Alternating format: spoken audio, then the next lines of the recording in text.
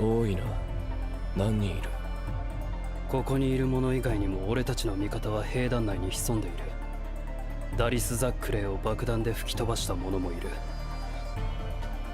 このエルディア帝国を救えるのはお前しかいない。エレン・イェーガー。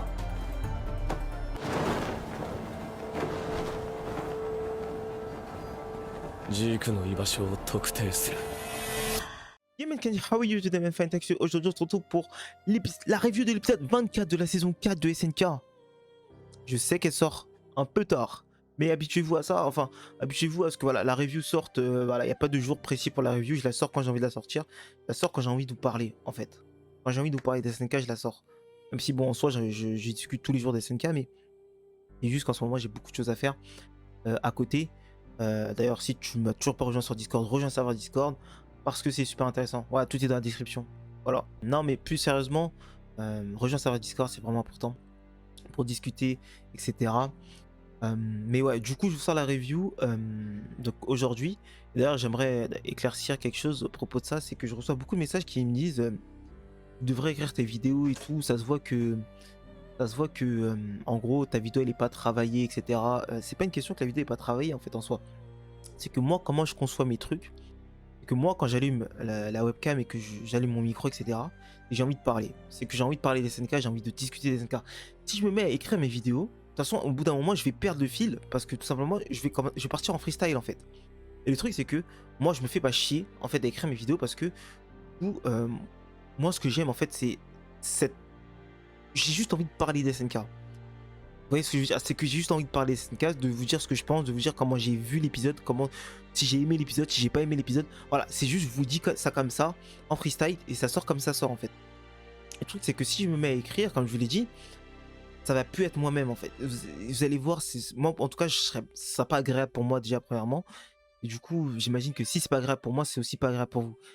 Du coup, ben, moi je fais ça comme ça. Il y a plein d'autres chaînes où voilà, lui il écrit, enfin les youtubeurs écrivent et tout. Moi je suis pas comme ça. Moi je préfère vous parler comme ça me vient. Quitte à dire des conneries, au moins ça sort comme ça sort. Et après au montage, j'essaye un petit peu voilà, de faire en sorte qu'il y a une sorte de fil conducteur sur la vidéo, que ça aille assez vite et que je laisse pas tous les moments où je bégaye un peu trop. Parce que du coup, vous vous doutez bien que vu que c'est pas écrit, il y a des moments où je me perds un petit peu, etc. Bref, en tout cas, voilà, là c'est dit. Mais en tout cas, moi je fonctionne comme ça. Il y en a d'autres qui fonctionnent autrement, chacun sa méthode de travail. Voilà. En tout cas, pour parler de cet épisode 24, qu'est-ce qu'il y a à dire? On va commencer avec Hansi. Hansi qui dit en fait qu'il est en train de soigner Levi. Donc du coup, Levi on a vu qui est salement amoché, qui a perdu 2 doigts. Et à un moment, ce qui est intéressant, c'est qu'elle dit putain Levi, t'as survécu grâce à ton sang. Grâce au fait que tu sois Ackerman. Elle dit que le fait qu'il se soit pas transformé, c'est grâce à ça. Et le fait qu'il survive à ses plaies, c'est aussi grâce à ça. Moi, le fait, il y a un truc qui me dérange dans ce qu'elle dit, c'est que le fait que moi, le fait que Levi se soit pas transformé au moment où il crie dans la forêt, c'est que tout simplement pour moi, Levi n'avait pas bu de vin en fait. C'est que Levi ne boit pas de vin. Levi il boit que du thé. Et donc du coup, pour moi, Levi n'avait pas touché au vin. C'est pour ça qu'il s'était pas transformé pour moi. Là, Entier nous apporte une autre solution qui serait de dire que Levi, du fait qu'il soit Ackerman, il ne peut pas se transformer en titan. Sauf que ça fait beaucoup de fois qu'on a cette allusion. Genre en gros le fait que les Ackerman, on connaît pas encore leur origine, etc. Et donc du coup il y a tout un mystère qui est lié autour d'eux avec les titans, etc. Donc là Entier nous lâche ça comme ça. Sauf qu'en fait pour moi c'était pas la raison du pourquoi Levi s'était pas transformé. Ok, ça justifie peut-être les plaies, les blessures du pourquoi il survit à ça, même si quand on regarde Kenny Ackerman, voilà, il n'a pas survécu à ses blessures, mais voilà, bref, on s'en fout. Là, en tout cas, Levi survit, c'est tant mieux pour nous, en vrai, on va pas se plaindre. Moi, personnellement, je suis content. En plus, on voit que Levi a toujours la haine de Sig, et là, d'ailleurs, lui, il a entendu l'annonce de RN, mais lui, il s'en bat les couilles royales. Hein. Lui, pour lui, c'est Sig et personne d'autre.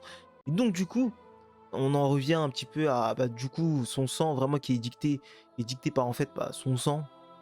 Même si ça se voit pas, hein. Sur Mikasa ça se voit beaucoup, mais sur Levi c'est un peu subtil. On peut se dire qu'il le fait vraiment de lui-même, qu'il a vraiment la haine de Sig, du fait par exemple que c'est celui qui a buté Erwin par exemple. Donc du coup, voilà, on peut avoir vraiment cette haine, enfin on sent vraiment la haine que Sig a, que Levi a pour Sig. Et j'ai bien envie de voir comment ça va se passer. Est-ce que Levi va réussir au final à niquer Sig? C'est ça la grosse question. C'est ça la grosse question en tout cas qu'on se pose concernant Levi.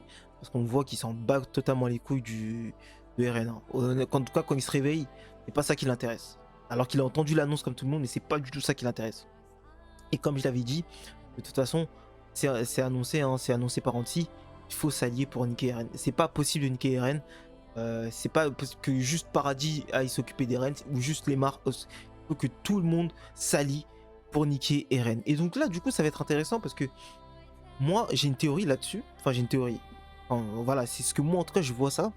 C'est que je me dis, et je vous l'ai dit en plus un jour, les Eldiens, enfin le monde entier, le reste du monde n'acceptera pas Paradis comme ça du jour au lendemain parce que voilà, il faut qu'ils fassent quelque chose qui prouve, voilà, il faut qu'ils fassent quelque chose qui prouve que ce sont des bons. Il faut qu'ils fassent un truc qui les fait accepter en fait par le reste du monde. Et là, c'est clairement ce qui va en train de se, et là, c'est clairement ce qui va se passer, c'est qu'ils vont sauver le monde, ce qui va faire en sorte que ils seront acceptés des autres. Par contre, ça pose encore un problème du Eldien qui vit avec les autres humains. Moi, pour moi, un Eldien, il peut pas vivre avec un autre humain comme ça, classique. C'est compliqué. En tout cas, c'est compliqué. C'est compliqué, vu que ce qu'on sait sur les Eldiens et tout, c'est trop compliqué. Honnêtement, c'est vraiment compliqué. Mais bref, en tout cas, ça revient vraiment à ce que je disais. Il faut que les Eldiens prouvent que ce sont des bons aux yeux du monde pour qu'ils puissent en gros être acceptés.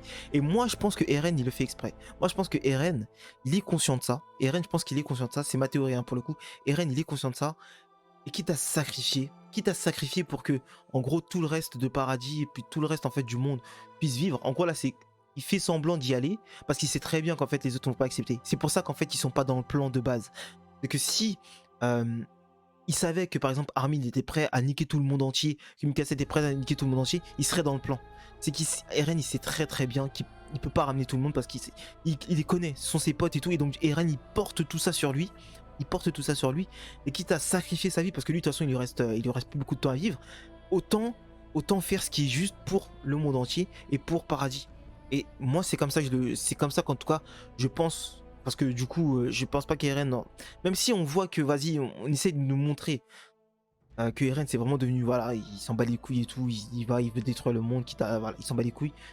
Moi je pense pas. Moi je pense que Eren il est capable de faire des sacrifices, quitte à se sacrifier lui-même pour Paradis et pour le monde entier.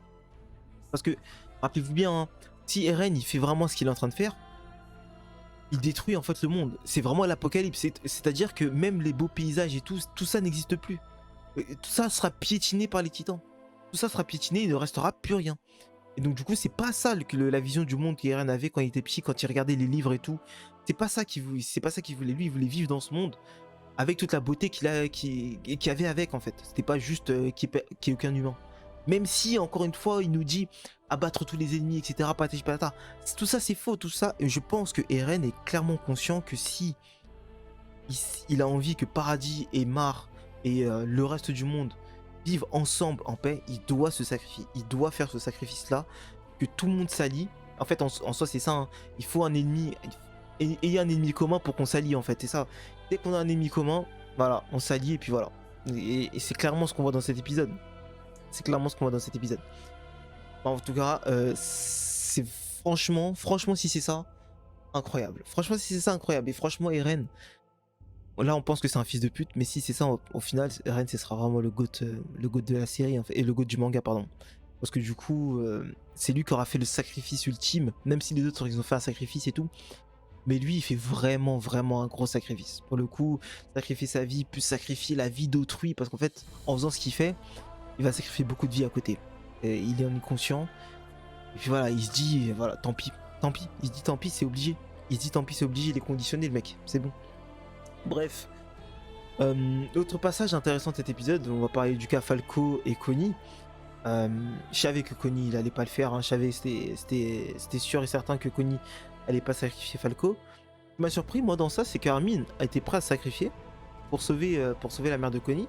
Au final, ça s'est pas fait parce que bah du coup, Connie l'a rattrapé au dernier moment. Mais intéressant de voir qu'Armin était prêt à se sacrifier en tout cas pour sauver la mère de Connie. Autre point aussi intéressant que j'ai remarqué dans cet épisode, c'est au moment où, vous avez vu, bon, il y a le passage où Jean et tout, il fait semblant de tirer sur Onyankopon, etc. Et donc du coup, il y a Charek qui intervient et tout, bref. Et après, on voit que Armin, etc. et Mikasa sont en train de se casser. Sont en train de se casser à cheval. Il y a quelqu'un en fait qui les regarde par la fenêtre. Moi, je pense que j'ai bien pensé à tous les personnages. Et je pense que ça peut que être Kiss Sadis, qui voit en fait ses anciens élèves se barrer. Et qui se dit, voilà, c'est eux qui vont mener la résistance vis-à-vis des reines. Sachant que Kiss, il avait dit, hein, aux autres recrues, mettez-vous au sein des Pro-Jaegers parce qu'un jour vous allez vous soulever. C'est clairement dans ça qu'on va. Donc du coup, je pense que le mec qui regarde à la fenêtre, c'est Kiss. Je vois pas qui d'autre, je vois pas ça peut être qui d'autre en fait, honnêtement. Enfin, dernier point de cet épisode, on va parler de l'écharpe. L'écharpe, Mikasa et son écharpe. Je ne comprends pas ce qu'il y a derrière cette écharpe. Il y a une grosse symbolique derrière cette écharpe, mais je ne la comprends. Je comprends la première symbolique de pourquoi Eren donne l'écharpe à Mikasa et ce qu'elle représente l'écharpe pour Mikasa.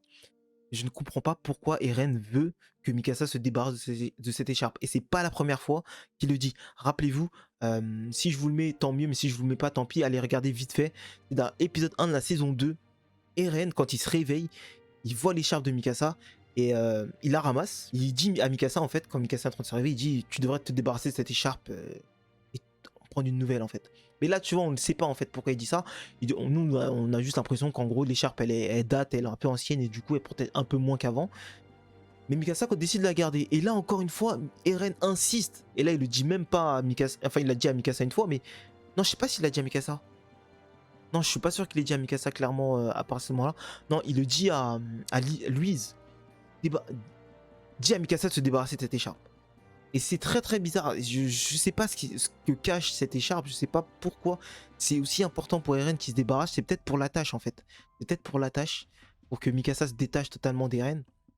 C'est peut-être pour ça aussi qu'il lui a dit tout ce qu'il lui a dit à saison 4 partie 1. Le fait qu'il la déteste et tout. C'est peut-être pour ça. Il a envie que Mikasa se détache totalement d'Eren. Parce qu'en fait Eren il fait le sacrifice ultime. Il fait ce sacrifice ultime. Et donc du coup, voilà. Je sais pas. Voilà, à voir, on va voir ce qui va se passer par la suite. En tout cas, la suite s'annonce vraiment intéressante. Comment ils vont arrêter Eren. Par contre, je vais revenir sur Anti, mais Anti, elle a vraiment beaucoup d'informations. Je sais pas comment elle sait que l'originel est gigantesque. Je sais pas comment elle sait que ils ont fusionné avec Si et tout. Je sais pas comment elle sait tout ça, mais en tout cas, Anti, calme-toi aussi. T'as trop de savoir, t'as trop de savoir. Bref, en tout cas, les boys, j'espère que t'as kiffé cette review. Encore une fois, like, abonne-toi et partage cette review si t'as kiffé. Franchement, ça me fait super plaisir. Rejoins le serveur Discord, j'insiste, c'est vraiment important. Si tu joues à GTA RP, rejoins aussi le serveur Discord qu'il y a dans la description. C'est aussi le serveur RP sur lequel je joue à peu près chaque soir. Bref, moi je vous laisse là-dessus. C'est tout pour moi. Portez-vous bien et on se retrouve dimanche pour l'épisode 25 de SNK. Allez, bye bye Mina.